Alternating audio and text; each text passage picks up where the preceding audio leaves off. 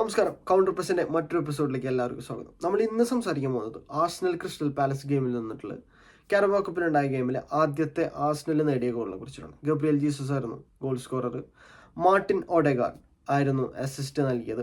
ഓഡെഗാർഡിനെ പോലുള്ള പ്ലെയർ എത്രത്തോളം ഇമ്പാക്ട്ഫുൾ ആയിരിക്കും എന്നുള്ളതും കൂടി കാണിക്കാൻ വേണ്ടിയിട്ടാണ് നമ്മൾ ആ ഗോളൊന്ന് റിവ്യൂ ചെയ്യുന്നത്.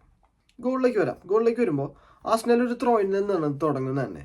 പക്ഷെ ആ ത്രോയിൽ നിന്നും തുടങ്ങിയിട്ട് പെട്ടെന്ന് തന്നെ അത്രയും ഹൈ ഇൻറ്റൻസിറ്റിയിൽ തന്നെ ക്രിസ്റ്റൽ പാലസ് അത് ഡിഫെൻഡ് ചെയ്യുന്നുണ്ട്.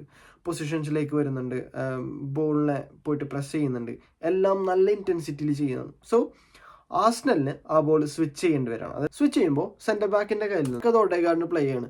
ഓഡെഗാർഡ് ഉള്ളത് ഒരു ഇൻസൈഡ് വൈഡ് ചാനലിലായിട്ടാണ്. അവിടെ നിന്നുകൊണ്ട് ആ ബോൾ വീണ്ടും ഓഡെഗാർഡ് അപ്പുറത്തുള്ള സെന്റർ ബാക്കിന് ബൗൺസ് ചെയ്യുന്നു.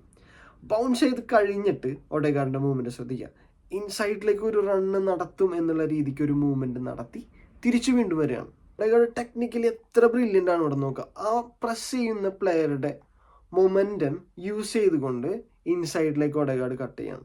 അങ്ങനെ കട്ട് ചെയ്തതിന് ശേഷം ക്രിസ്റ്റൽ പാലസിന് ഇത്രയും നേരം ഉണ്ടായിരുന്ന ഇന്റൻസിറ്റിയിൽ നിന്ന് വളരെ ഒരു ഡ്രോപ്പ് സംഭവിക്കുകയാണ്. ഓഡെഗാർഡിന് ആരും പ്രസ് ചെയ്യുന്നില്ല, ബോളിന് പ്രഷർ കൊടുക്കുന്നില്ല, ഒരുപാട് ടൈം ഓഡെഗാർഡിന് കിട്ടുന്നു.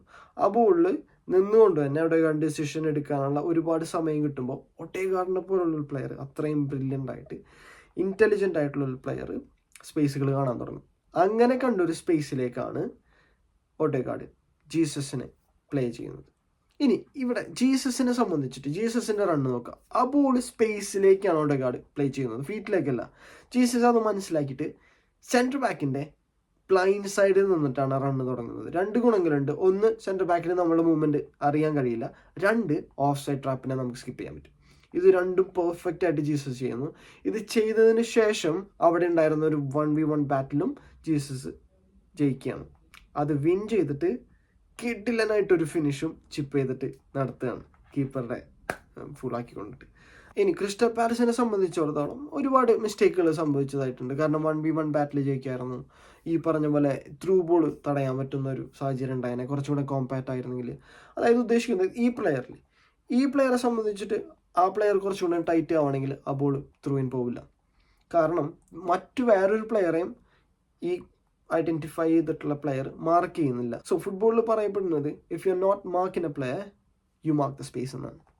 കാരണം നിങ്ങൾ ഒരു പ്ലെയറെ മാർക്ക് ചെയ്യുന്നില്ലെങ്കിൽ നിങ്ങൾ സ്പേസ് മാർക്ക് ചെയ്യുക.